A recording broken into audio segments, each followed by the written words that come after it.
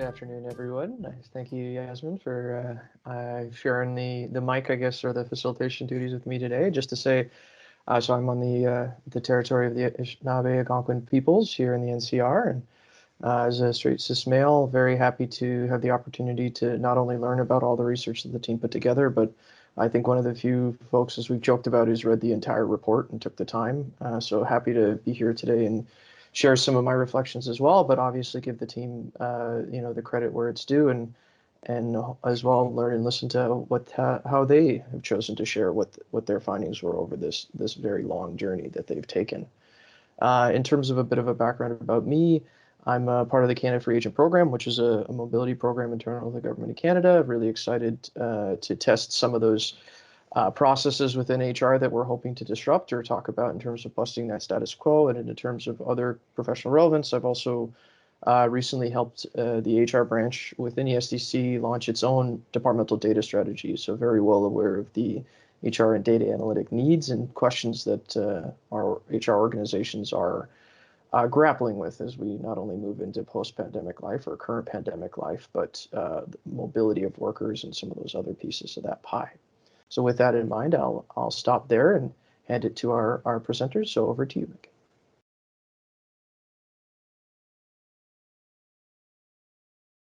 Thanks, Greg. So my name is Megan Commanda, and I'm joining you today from my home community, the Anishinaabe territory of Kitigan-Zibi.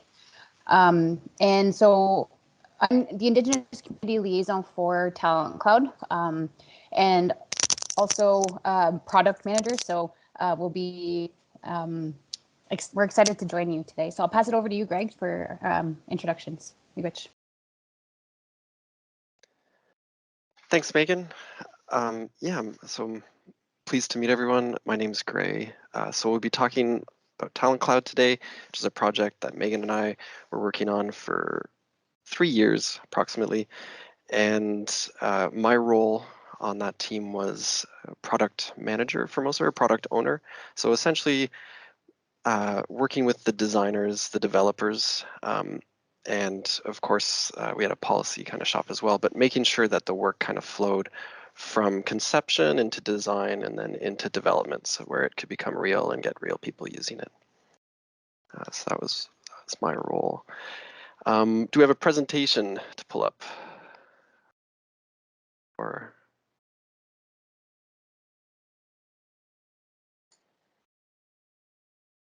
I should keep going. So I'll just keep chatting while we're doing that. Our goal for the presentation. So anyways, on est super excité de pouvoir partager comme notre 3 ans d'expérience avec vous. On veut vraiment juste passer à travers la présentation aujourd'hui, puis raconter un peu les histoires autour de ce qu'on a vécu pendant le travail. Si jamais ça se peut que je tombe plus en anglais durant la présentation, mais n'hésitez pas de faire vos questions en français aussi, puis je vais essayer de faire des parties dans les 2 langues. Okay, let's see, I've got control here of this presentation. Good. So what is or what was Talent Cloud? And here, just the way I like to talk about Talent Cloud is that it was an attempt to redesign and reimagine staffing for the federal government kind of from first principles, like re-engineer the whole process. And we coupled that with a live platform where we could put into place a lot of the interventions that we felt were necessary for this. So it was trying. So what I mean by first principles, I mean, there's legislation that says things about how we can do staffing in government.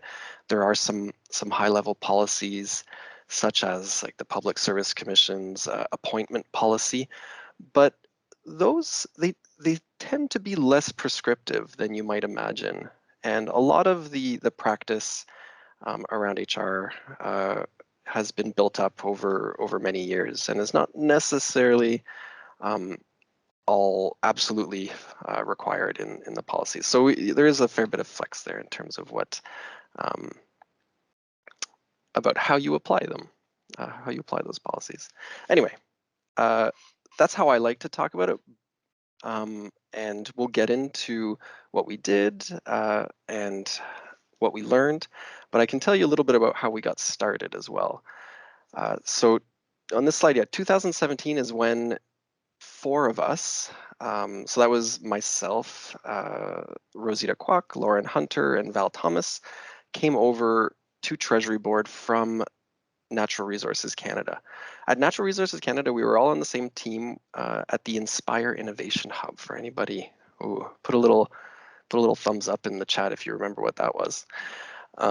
But there we were working on, like, it was an innovation hub, so we were working on innovation stuff.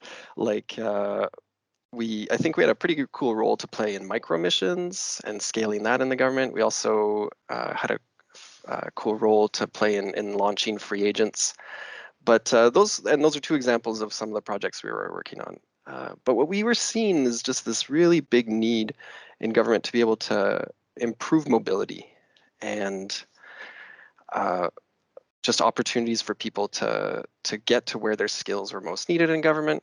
We're also looking at industry trends towards more and more gig work and short-term kind of work, so people were moving around more in their careers than previously, especially for digital and tech talent. Those were realities that the markets were seeing, and we didn't see government doing a lot to address them. So yeah, we in a way we kind of took it upon ourselves. So Talent Cloud was kind of like socialized as an idea kind of in 2016, 2017. And we were saying, hey, look, there's all these smaller, or not smaller necessarily, but like the innovation projects we were working on are all really interesting, but what if we got a team together to really focus on this one issue?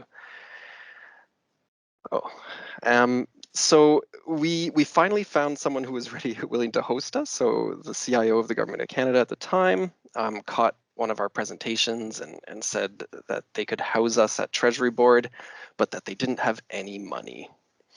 So I actually want to talk about funding and money for innovation projects a little bit and what our experience was, because I think, when I first joined government, to me, it was like, okay, government, you just have money. Don't have to think about it too much. But that is no longer my philosophy. I think anywhere I go now, I'm going to be checking what the funding sources are. And it really plays into how stable, like how stable the program is, and really how far you can take it. But okay, we had an offer for a home at Treasury Board, but we had to raise our own money. So and huge thanks to Lauren and Val who did, I think, most of the pitching back then to departments. And really we were just looking for people who saw the same problems, were excited about the idea of our team trying to tackle some of these, just try to do HR differently, I think was what really sold it. And yeah, we found a number of departments willing to kick in about an FTE or $100,000 or so each for our first year at Treasury Board. And I don't remember if ESDC was first or second year, but ESDC was a super important funder for us, so thanks to them. But also Natural Resources Canada, Environment Canada, I know were some of the early ones. And eventually we had about 10 or so departments kicking in, so I don't remember all of them off the top of my head. But yeah, it was a lot of work to go around talking to groups and getting funding. And it continued throughout the 3 years because we got funding for 1 year at a time. The second time we went around, we got it for 2 years. But Megan, you wanted to talk a little bit about it as well, I think. Yeah, so that's kind of where I came into the picture. And the team had already established themselves at TBS, but from what I understood, there was not a whole lot of money to go around. So I think they had just enough to bring somebody in for some early development of a space that would be designated to Indigenous talent and creating a space to allow Indigenous people to tell their stories and speak to their experience in a safe space and a space that would be created by the Indigenous communities. So I had reached out to the team. I'd seen the job post for an Indigenous community liaison for this cool thing called Talent Cloud. I'd never heard anything about it before. And so I kind of reached out to get a bit more information.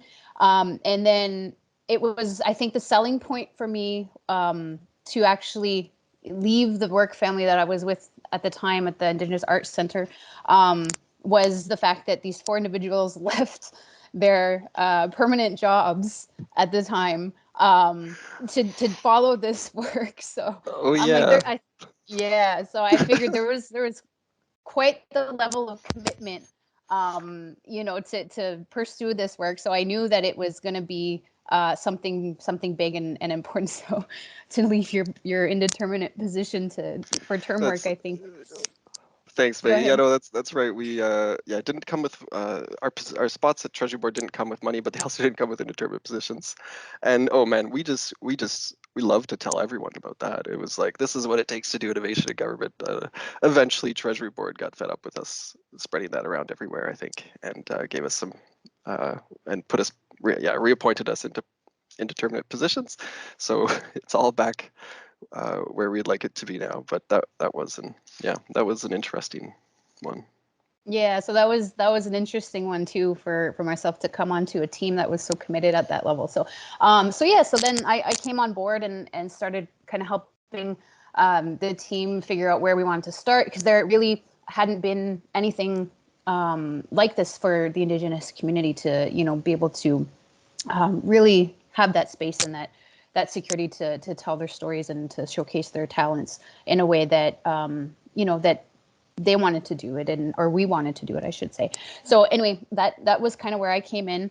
We're very early stages of the development of an Indigenous talent portal. So Yeah, je pense comme Megan, c'est la première personne qu'on a embauchée après qu'on est venu au secrétariat du Trésor. Puis je pense que c'était un peu notre philosophie on voulait pas commencer avec ce qui était le plus simple au gouvernement, comme peut-être faire du recrutement de AS, parce qu'on savait qu'il y avait ça a été fait, le problème était assez bien connu, puis ça se passe assez bien.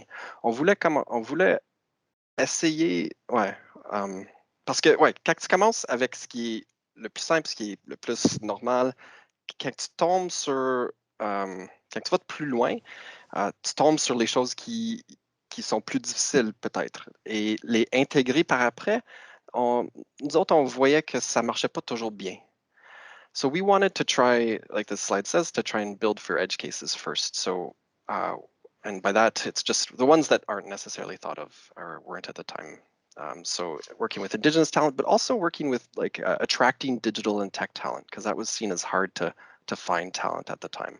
But those were 2 of our focuses early on. Okay, wait, here we go. Next slide. Yeah, I'll just go over this one quick because we're going to touch on them real fast. But the outputs, one of the really important things is that we were doing a real thing. We were actually hiring real people using our software, our application, just making it real. So we're not making up data or not just doing research the whole time. Wanted to try out real things. And we ended up hiring 50 people over the course of the project, which not huge numbers, but enough to get some real insights, so we can talk through those. There is a lovely 230-page report that you are all encouraged to go find on talent.canada.ca. You can, just click through to Talent Cloud, and it should bring you to the report. It's it's a lot to read. I recommend just kind of looking for what you might be interested in it, and if you're so inclined, go ahead and check it out. So there'll be, obviously, we're not going to touch on most of that today, but you can always read more. Okay. We had a few goals. Sorry, like here, go back. We have a few goals: reducing time to staff, optimizing talent to team match, improving diversity and inclusion in hiring. the easiest to measure of those by far is reducing time to staff. So we spent probably a little more research in this area. Originally, our big, hairy, audacious goal, or whatever you want to call it, for Talent Cloud was to reduce time to staff down to 30 days. And that came out of, I mean, that was kind of an aspirational goal early on, but we saw that as, if we're going to be competing, we didn't want all of these short-term gig kind of work in like that would happen in government to end up in like casual positions and those kinds of things. We wanted to make sure that employees or that we could find a way for employees to continue to have pensions, benefits, and those kinds of things for this type of work, even if it was, even if it didn't necessarily have to because of the rules in government. But also, yeah, just as like showcasing how it can be done, because those like the research out there is showing that the people participating in that kind of gig economy are more vulnerable or are left more vulnerable. So to make that a reality, staffing times would have to come down. Like people use casuals a lot because it's so much easier and faster, but how close can we get some of these other processes? And yes, we started with 30 days. Eventually, I think we kind of we put a caveat around that and said, okay, we tried to do a few interventions on security screening. We tried to do a few interventions on language testing, but we didn't have much influence over those. So eventually, we kind of scoped those out and we said, okay, let's try and get it down to 30 days. Other than that, so I guess we made our lives a little bit easier there, but. We were pretty happy with how we did. Originally, our first few processes, we're taking 130 days, and through the course of, but that was with a bare bones platform, which had almost none of the interventions we wanted. Over time, we got that way down. Can go through these real quick where the savings came from what we could best guess, I guess. So just from being able to view the applicants in a nice UI and manage them and sort them, we figured an applicant tracking system like that comes as no surprise to people. I think that it would reduce time, but around 20 days. This next one that was really fun, this real-time applicant screening. This is just being able to see applications as soon as they're submitted instead of at the end of when the advertisement closes. So your advertisement goes live, people apply to it, your advertisement closes. And we were accustomed to just, get all the applicants at the same time when the poster closes. But working with the Public Service Commission, who sets the policies around this, they were like, no, that's just not our policy. Like, that's not part of the policy. There's nothing that says you have to do that. And we actually just removed code from the platform. We just took the code that said you had to wait, and all of a sudden, managers could see applications as soon as they came in. And that it's exciting to get your first few applications, and people love to go in and check them out, as opposed to like 2 weeks after you finally get your advertisement live, you get 50 applications all at once. It's just discouraging. So it just goes much faster. Saved lots of days just by opening that up a little bit earlier. Assessment planning tools. There's a lot that goes into that. But essentially, whenever you create a job advertisement in government, you list off some essential criteria, and every single one of those essential criteria, possibly some of the assets as well, will need to be assessed throughout the course of the process. So having just some initial planning before you even get the poster live, just being like, okay, how am I going to assess this? How am I going to assess that? Just kind of broad scope, along with some tools to help out with them a little bit, did shave off a lot of time. And okay, integrated priority screening was a big policy win for us because we worked really hard with the Public Service Commission's experts to design this. For those who aren't necessarily familiar with priority screening, there's a number of things in government, such as if you get workforce adjusted, essentially lose your position, you can end up on a priority list where any job you apply to in government, you have to be considered before people who are not on a priority list. I guess the standard or fairly standard practice is that this priority screening will happen at the end of a process when you kind of the process is winding down and you're like, we kind of know who we want to hire. Let's check priorities. And it anyway at that time it adds some time, but we set it up so that it would run concurrently with the job advertisement going live, and we got it so that the people who are identified as priorities kind of came in along with the list of all the other applications.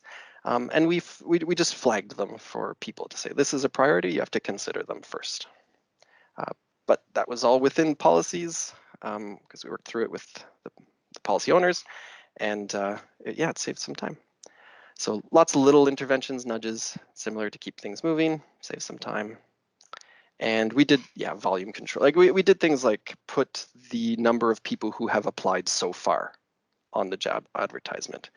An intervention like that we felt was really valuable because while it would kind of discourage everyone from applying, it would discourage the people who felt the least qualified the most. So probably get a higher quality of applications and similar.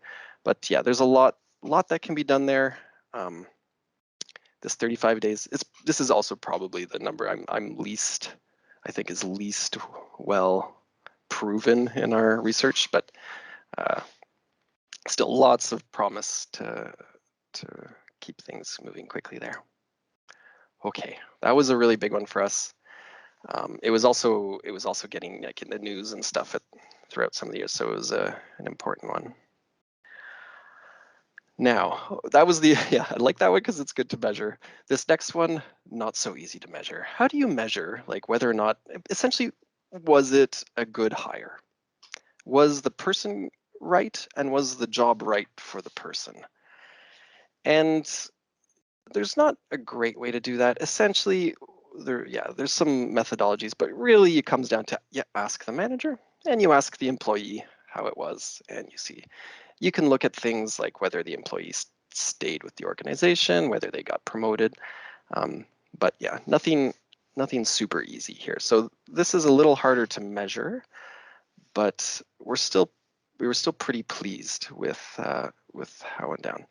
But early focus groups. So this is fairly simple. What's the most important thing for you when you're deciding whether or not to apply to a job? So anyways, you're welcome to throw some things in the chat.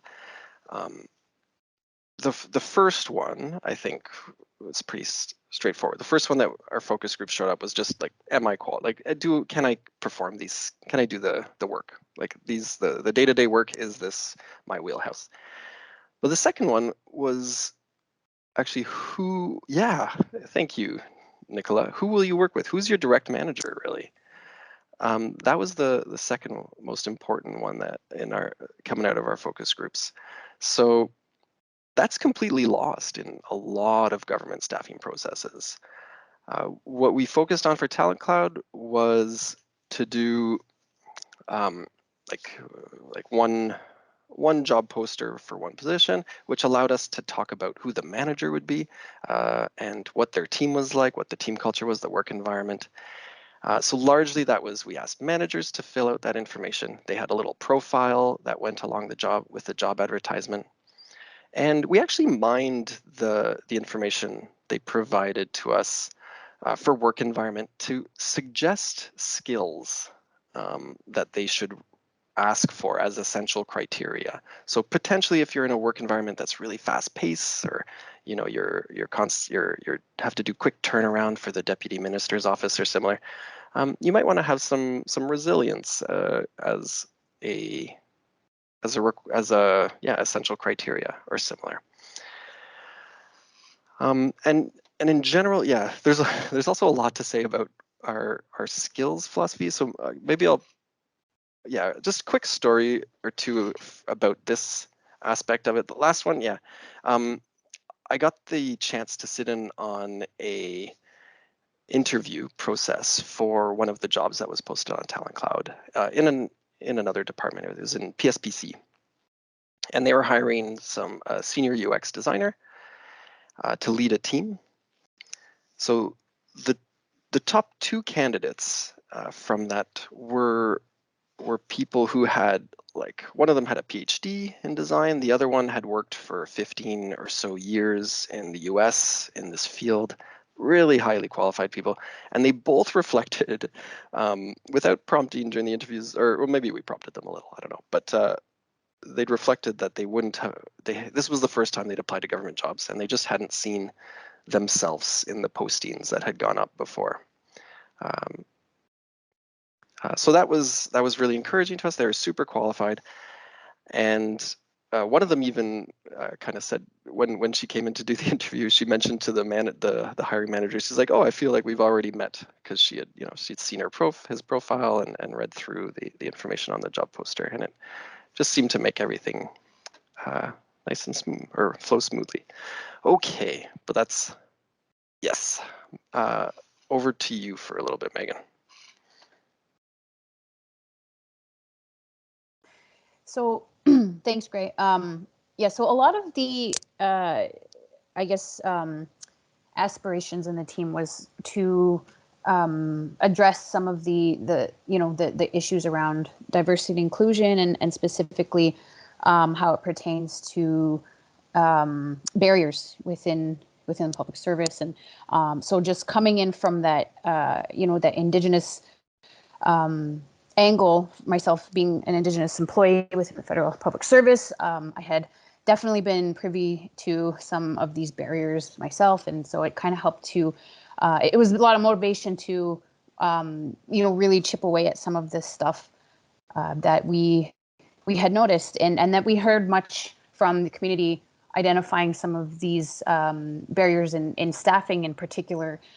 So we really tried to get to the crux of some of these issues, and sat down with community members who had already kind of found their way into the public service, but were there to kind of help us identify what were some of the pain points, and how could we, how could it influence this work moving forward when it came to, working in the Indigenous space and creating that space in a safe way. So, so a lot of the motivation and, like, I guess you'd say some part of the methodology would be trying to honor Indigenous knowledge systems. So really driving that acknowledgement and that appreciation for Indigenous talent in general, but also giving Indigenous people a space as storytellers, inherent storytellers. By, that's kind of how we do things, is we a lot of our traditions and our information, our knowledge is passed down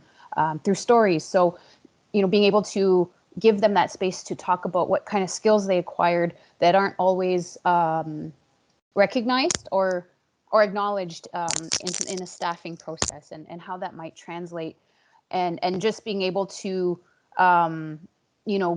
push that awareness to managers, even to be able to recognize certain skills that would be acquired through lived experience, and knowing that those skills were acquired through lived experience, and that they're just as important as skills that may have been acquired through mainstream formal institution or formal training institutions. So so that was a big piece of the work that we did in the very early stages. And then, going even a little bit further to create awareness amongst managers, to really be aware of their own intentions in hiring Indigenous talent. Why is it that Indigenous employees are required for certain positions, and just trying to get managers to be aware of that, so that they're not contributing to some practices that happen in public service. Indigenous employees feeling tokenized, for example, is something that happens quite often, unfortunately, and it still happens to this day. So just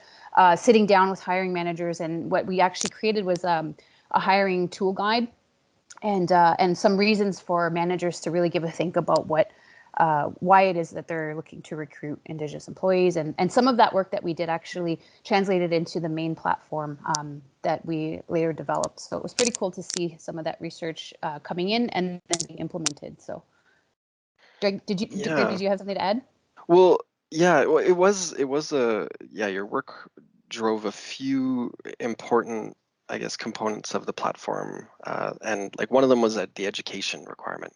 We spent so much time trying to figure out how to ask for education in a way that kind of like there was always, for at least for like, let's use the CS at the time, or like IT as an example. You can accept equivalent experience, but it's so hard to ask, like to say, give us your education or equivalent experience in a way that makes the equivalent experience really actually feel equivalent.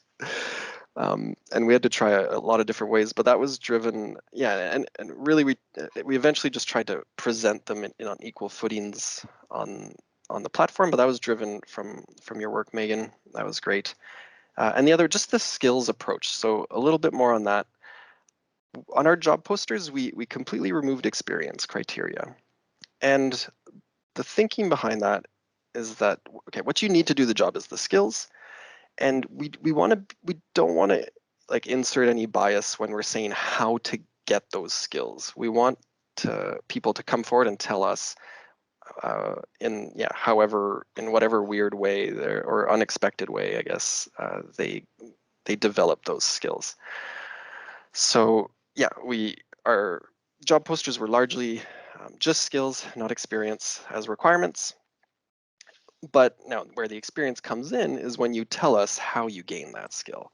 And we would prompt people for types of experience that they could apply to show us that they had skills. And we made sure to include not just work experience, it was also personal experience, it was community experience, it was awards. So yes, just trying to get people to tell us, in their own words, how they came apart these skills. Marina has a good question about fit. I think it depends. Yeah, it's like fit can mean about a few different things. I don't disagree with what you're saying. It seems like it probably could. If you're saying like, oh, we want someone who jives really good with the team, well, it's probably going to be someone who's similar to whoever's on the team. So that's not quite what I was referring to, I guess, on our match, but it's definitely plays into it. But still you, Megan. Oh, okay. I was just making sure I wasn't muted because I do that sometimes. So, so we developed or we started kind of designing this space for Indigenous applicants, if you will, to be able to kind of browse positions or opportunities that might be put forward by hiring managers who would be looking to recruit Indigenous talent. So we really felt that it was important to do this right, and the only way to do it right is to have it led and guided by the Indigenous communities. So we sat down, with some members of the Indigenous communities, mostly people that, like I said, who were already kind of in the public service, that had navigated their way, to the positions that they were in, and helped us kind of, chip away at some of these barriers. And some of the features that we developed based on this research was, just being able to indicate which community you're affiliated with in a way that doesn't place one community over the other. So we kind of set it up in kind of carousel mechanism, and it sounds small, but it really does make a difference in terms of which community you identify with, and not necessarily in a way that places one over the other. So and then being able to identify with more than one community, I think was an important feature that came through some of that feedback.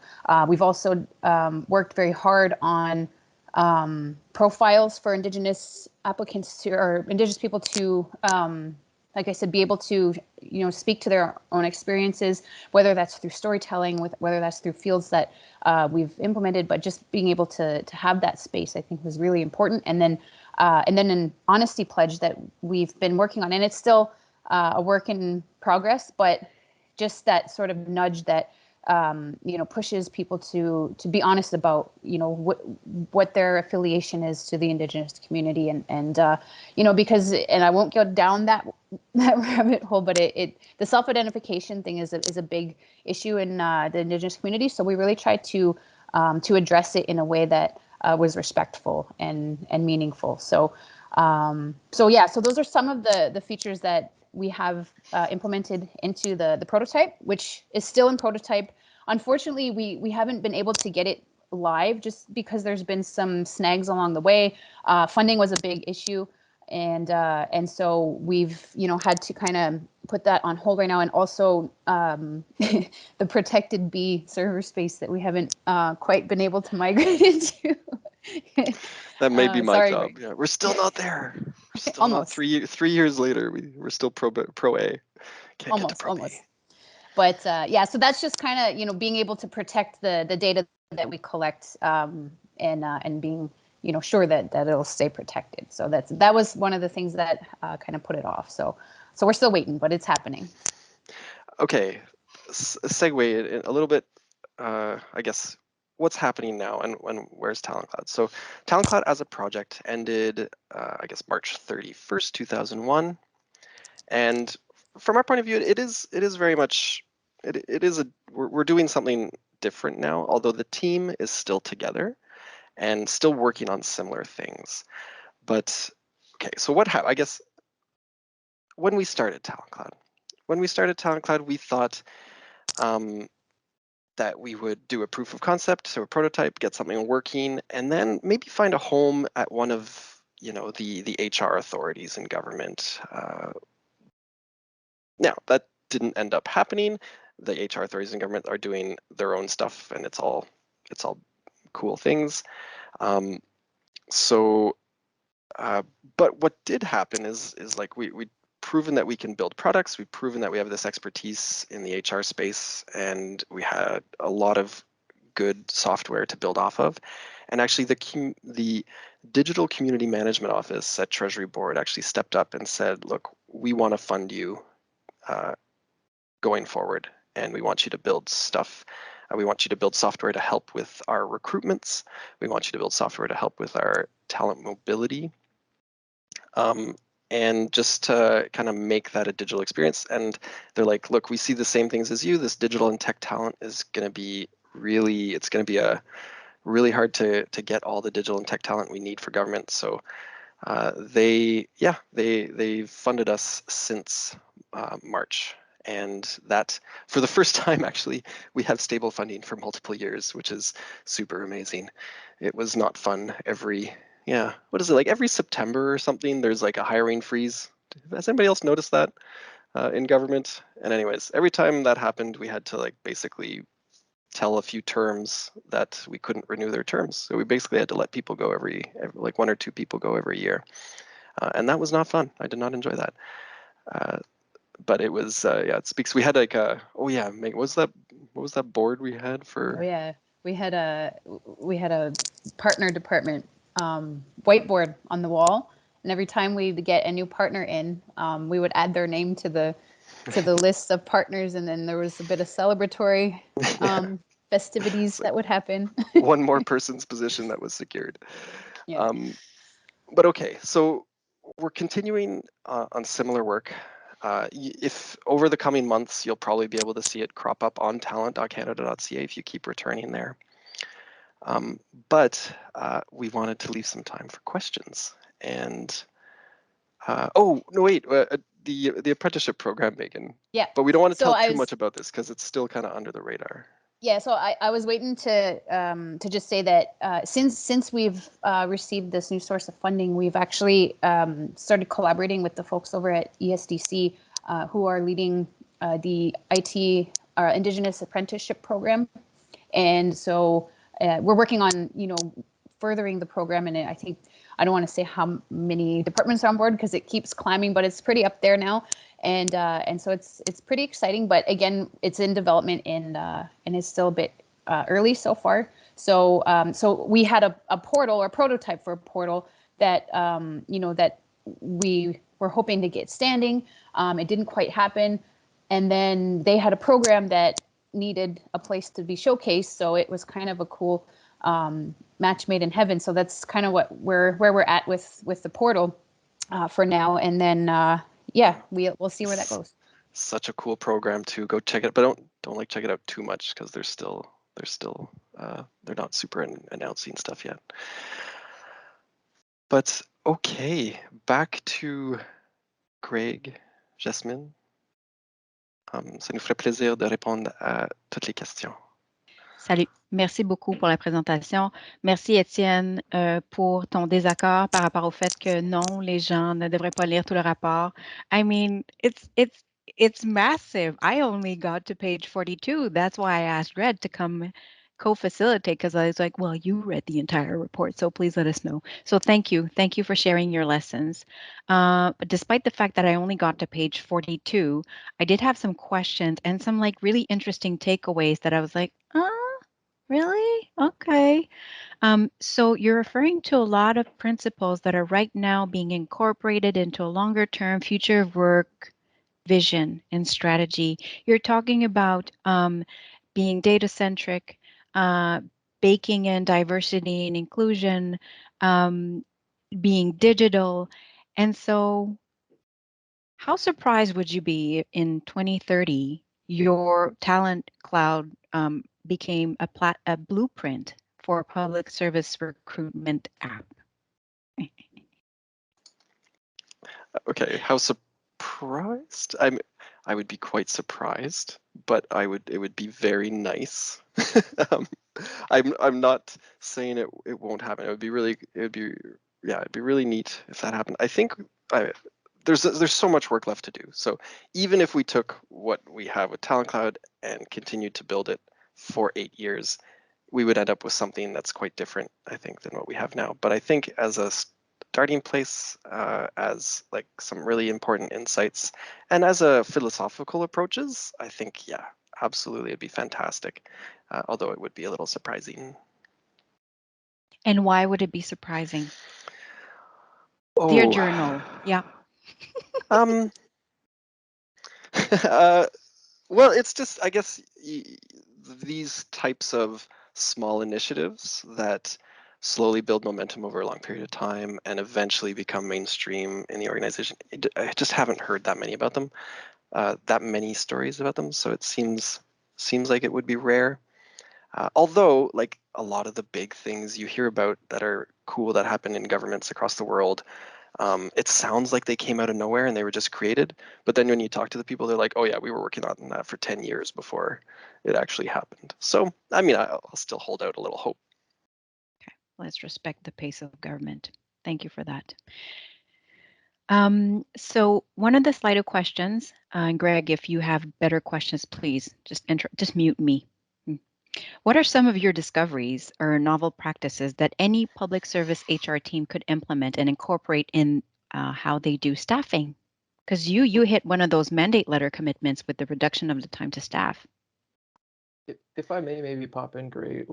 If I'd like to do is share some insights or thoughts I have about this, and then actually be curious about your guys' reaction to what I was taking from the report, because this kind of links to the question. So, I mean, Michael's, and thank you for the nod in terms of acknowledgement, just so I don't talk over you. But from the nods, like a couple of the pieces that I would say, again, this is like my, where you want to look in the report or where I thought was really powerful, was a couple pieces around one, the job matching efficiency conversation.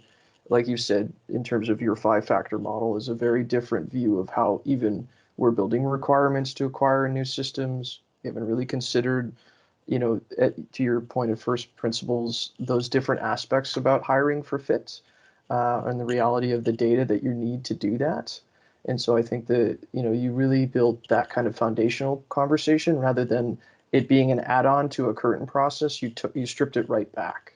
And I think so many of our tools have proven we need to be doing that rather than add on. It's actually learning ways to take pieces off. So policy compliance is typically not a take-off process. It's an add-on to make sure that we deal with the current paradigm. So I just wanted to commend you on thinking about that. The two other pieces that I really like to reflect on, and then curious your take on Jasmine's point there about scaling is, I think we have hit a tipping. We've already been at the tipping point of how HR humanizes the hiring and recruitment process, right? Or in our case, we've created so many processes that we've dehumanized the process to a point of people having apathy about applying to jobs, let alone anxiety about applying to jobs. In the government context, whether you're just a public servant who's familiar with the process, let alone someone trying to apply outside from a community that's not familiar with the institution at all. And so, the humanizing of this exercise, I think, is coming back, and you guys have done that exceptionally well with all the stories you're sharing, that you found ways to share those stories. You found examples to share those stories, and I think that will resonate with a lot of folks here throughout the document. And then the last piece, which I found particularly powerful, and actually very much a challenge statement, which I think is a scaling question, is actually about your view on making race visible within the platform versus other practices that we have done in the past related to self-identification. And so that one in particular to me was a really interesting reflection of other research that we were doing when I was at NRCan around self-identification and recognizing the barriers that a lot of folks face in that space, let alone for applying for jobs. So I'll pause there. I appreciate, Gray, that may have taken you in a few directions, but those are some of my Cole's notes of why I think those are fundamental challenges to scaling or changing the system, because they're actually counter, if not a different direction, maybe in the same space, but a very divergent approach. Okay, thanks. I'll try and go through a few of those, and Megan, please jump in at any time. The fit question or the fit point. I can elaborate a little bit on that, and it is a good recommendation for the HCN's question about what could anybody implement and incorporate and how they do staffing. So this fit, I think that the biggest thing we did for Fit to Team, and the most successful thing we did for Fit to Team, was just give applicants a ton of information about what they're getting themselves into and let them decide whether or not that was appropriate for them. And also potentially, like just not apply if that's not the case for them. And this is like for us, for Talent Cloud, we designed it around this idea of one job poster for one position, which allowed us, like I said, to give a manager profile, to give a work environment profile, team culture information. But like in practice, and what we're working on nowadays is pools. And a lot of people get recruited into the public service through pools, where that kind of approach is a little trickier, but I think there's still so much you can do. So once you're in a pool, like you can be sending kind of mini job posters that have the manager, that have the team culture, that have what the specifics of the work is to everybody in the pool and say like, hey, of people in the pool, who is interested in this position?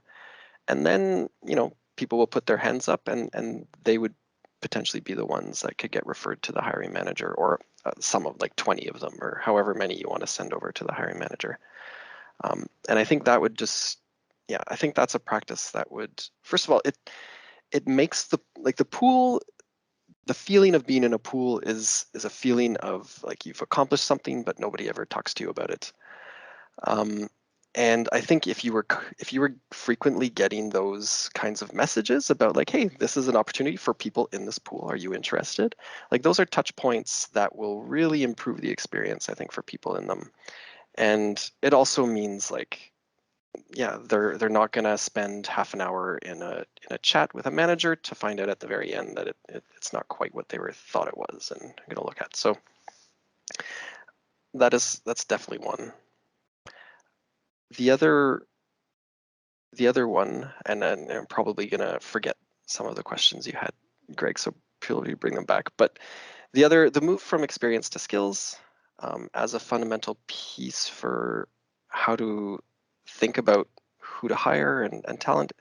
I'm not 100% convinced that it's flawless, that it's the absolute best way to go, but I think from by like a diversity inclusion and making sure we're not just asking to we're just not hiring the exact same people all the time. I think it shows a lot of promise, and I would like to see it used more. Megan, were there some pieces you wanted to add on there? No, I think you did a good job at addressing some of those, but I do see a question in the chat that I'm really excited to get to. Just go for it. Okay. So there's a question here in the chat from Danielle, and she asks, have you explored language barriers for Indigenous employees and applicants, or working towards recognizing Indigenous languages in lieu of French, or English. So I see Gray nodding here because he knows a huge part of a bit of the side hustle that we've been chasing as a member of the Indigenous Federal Employees Network is trying to chip away at the barrier of official languages for Indigenous people. So we know over countless conversations with the community, with the Indigenous community, that this is a huge barrier for career advancement. And so just wanted to reassure that we've been working on something pretty exciting from with my IFIN, Indigenous Federal Employees Network hat on, at looking at trying to get exemptions implemented at some point. And so there's obviously a lot of work and data that needs to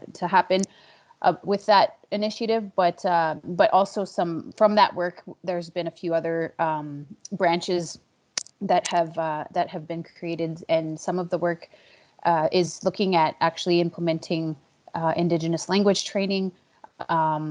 So in tandem with second language training, and so a lot of great stuff that's happening in that space. So I just wanted to say that it was a great question. Thank you so much. And that, yes, there's definitely some work happening there. Okay.